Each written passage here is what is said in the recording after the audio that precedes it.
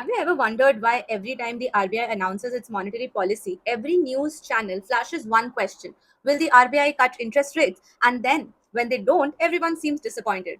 Today's decision was exactly that. The RBI kept the repo rate unchanged at 5.25%, even though the inflation cooled down.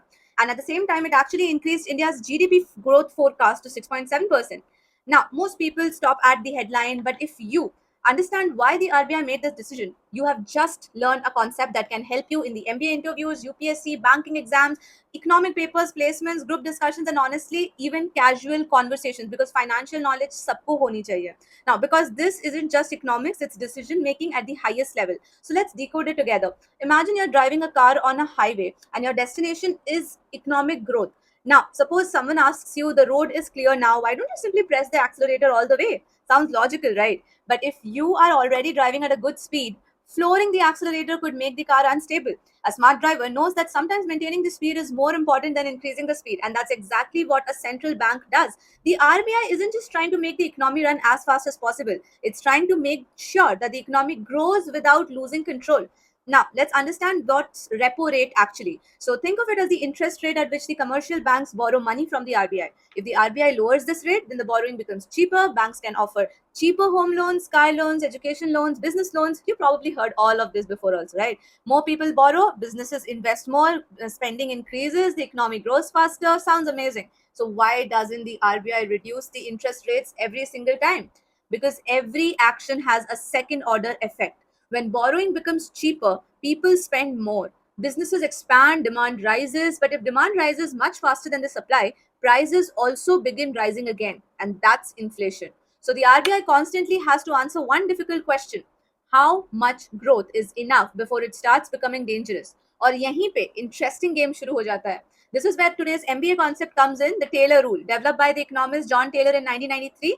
Don't worry, I'm not going to make you memorize this equation. The formula exists, yes, but the intuition behind it is what actually matters. So the Taylor rule basically says that a central bank should never decide interest rates by looking at just one number. Instead, it should balance two things. First, where inflation stands compared to its target, and second, how strongly the economy is growing compared to its potential.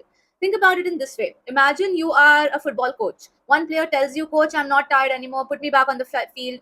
Would you immediately send him in? No. You would also look at the score, the match situation, the weather, the fitness of the rest of the team, and whether taking that risk makes sense. One metric never tells the complete story. Exactly the same thing happens in monetary policy. Today's RBI announcement is a perfect example. Yes, inflation has moderated, but at the same time, the RBI has upgraded India's GDP growth forecast to 6.7%. And that tells us the economy is already performing better than expected. So if the RBI cut rates now, cheaper loans would create even more spending, and that additional demand might push inflation back up. Instead of solving one problem, it might create another. So the RBI decided to maintain the equilibrium not because growth is weak, but because the growth is already healthy. And honestly, this idea is useful far beyond economics. Suppose you're managing a startup, sales are increasing rapidly. Does that automatically mean that you should open 10 new branches next month? Not necessarily. Maybe your operations team is already stretched. Maybe your cash flow isn't stable enough. Maybe the customer service quality will collapse if you expand too quickly. Good leaders don't chase growth blindly, they balance the growth with stability. The same applies if you're preparing for the CAT, ZAT, UPSC, SSC, or any competitive examination. Sometimes students ask me, ma'am, should I start another course, another mock series, another YouTube playlist? My answer is always the same: it depends. If you're already overwhelmed, adding more resources may reduce your performance instead of improving it. Growth without balance creates burnout, and that's Taylor rule thinking in everyday life. Now let's talk about interviews because this is where this concept really becomes powerful. Imagine your interviewer asks you, why didn't the RBI reduce interest rates despite the inflation coming down? Most candidates will say, to control inflation. That's not wrong, but it's incomplete. A stronger answer would be the RBI follows a balanced approach similar to the Taylor's rule. Since GDP growth has been revised upwards, the economy is already performing strongly. Cutting interest rates immediately would increase demand and reignite inflation. Maintaining the repo rate helps preserve macroeconomic stability while supporting sustainable growth.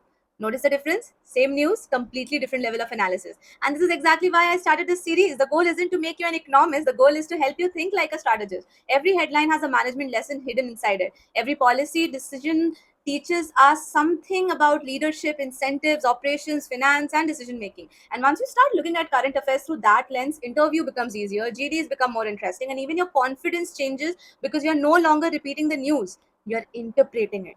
So here's today's biggest takeaway.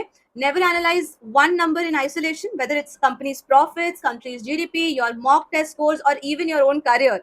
Always ask what else is happening beneath the surface. Great decisions are rarely made using a single metric, so they are made by balancing multiple variables at the same time. And before I leave you with today's question, I genuinely want you to know that I would love to know your opinion on it. If you were the RBI governor today, and would you have reduced the repo rate or kept it unchanged? More importantly, why?